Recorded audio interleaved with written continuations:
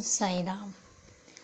आज मैं बाबा की एक बहुत ही प्यारी अद्भुत लीला या कहूँ चमत्कार शेयर करने जा रही हूँ आप लोगों के साथ में। हुआ कुछ यूँ कि मेरा बाबा के साथ जो रिश्ता है, चूँकि मैं और किसी साईं डिवोटीज़ के साथ नहीं जुड़ी थी इस अक्टूबर से पहले, तो मैं जल्दी से उनकी भक्ति और अपना उनके साथ जो रिश्ता है मेरा, मैं वो जल्दी से किसी के साथ शेयर नहीं करती थी। क्योंकि मेरा ये मानना है कि जिस रिश्ते को कोई उस तरीके से ना समझ सके जो आप फील करते हो, तो बेटर है कि ना ही डिस्कस करो।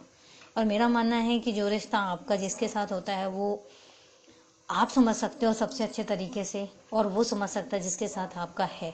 तो मेरा बाबा के साथ क्या रिश्ता है, ये मेरा बहुत अजीब सा रिश्ता है। मैं ये कहूँ कि मेरा फादर और बेटी का रिश्ता है तो बहुत बड़ी बात नहीं होगी, क्योंकि मैंने उनको माना ही है।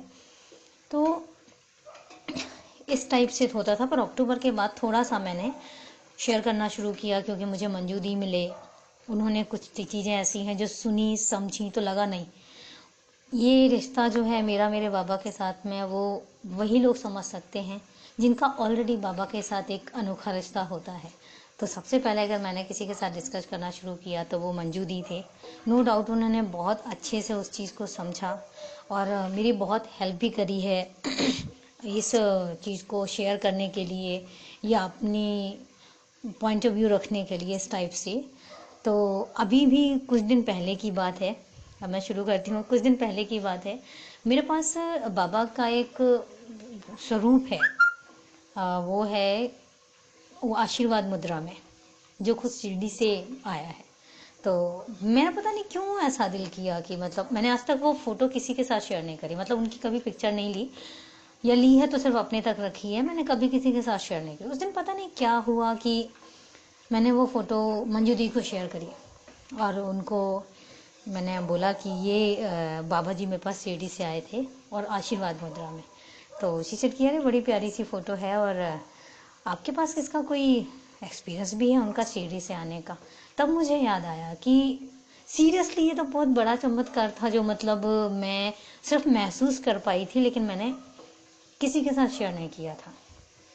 तो एक्सपीरियंस कुछ इस तरीके से हुआ कि मैं 2006 से बाबा के साथ जुड़ी हुई हूँ, पर उस टाइम पर मेरे पास कोई बाबा का स्वरूप नहीं था, कुछ भी नहीं था, बस मन था मेरा और मेरे बाबा थे। लेकिन 2010 के बाद मेरे पास स्वरूप आया, यहीं से किसी ने दिया, मुझे नहीं याद है कि किसने दिया, पर किसी ने मुझे दिया था। तो मैं हमेशा कहती थी, आज तक का रिकॉर्ड, मैं आज तक कभी शिरडी नहीं गई हूँ। हर बार मेरी इच्छा होती है कि बाबा मुझे क्यों नहीं बुलाते हो।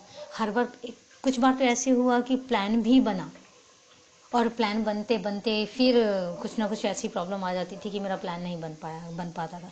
कभी कुछ प्रॉब्लम, कभी कुछ फाइनेंशियल प्रॉब्लम, ये सारी चीज़ें चलती रहीं, तो मेरा आज तक कभी शिरडी नहीं जा पाना हुआ।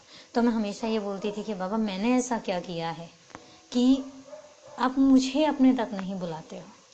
सब कोई, जो भी मेरे आसपास के लोग अभी जाते थे, तो वो बड़ी उसका अनुभव जो उनका होता था वहाँ जाने के बाद, शिरडी देखने के बाद, जो उनकी कहते ना एक अजीब सी फीलिंग होती थी कि हम बाबा के वहाँ जाकर आए, हम शिरडी होकर आए और मुझे तो इतना अच्छा लगा।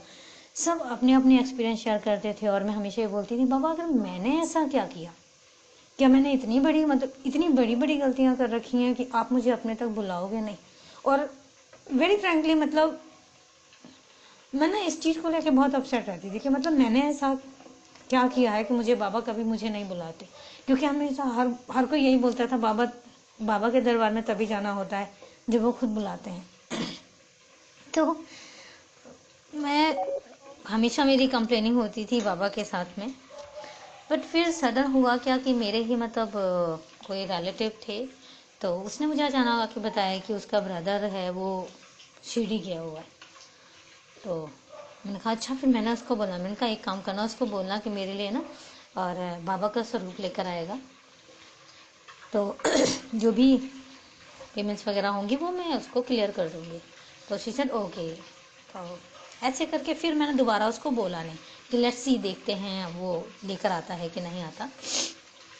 कुछ दिन के बाद वो मेरी सिस्टर बनी हुई है, तो वो घर आई, तो उसके हाथ में वो बाबा का स्वरूप था। तो मैं देखकर बड़ा खुश हुई कि बाबा का स्वरूप, वो भी आशीर्वाद वाली मुद्रा में। तो वो मुझे, मतलब उसके बाद मुझे ये लगा कि मुझे नहीं बुला पा रहे हैं या कुछ प्रॉब्लम चल रही है, मुझे नहीं पता कि बाबा मुझे अपने दरबार पे क्यों नहीं बुला रहे हैं। मैं बहुत मिस करती हूँ और मैं दिल से चाहती हूँ कि मैं बाबा के दरबार पे एक बार ज़रूर जाऊँ। अपनी पूरी लाइफ में वो नहीं बन पा रहा है, क्यों नहीं बन पा रहा है ये मुझे भी नहीं पता।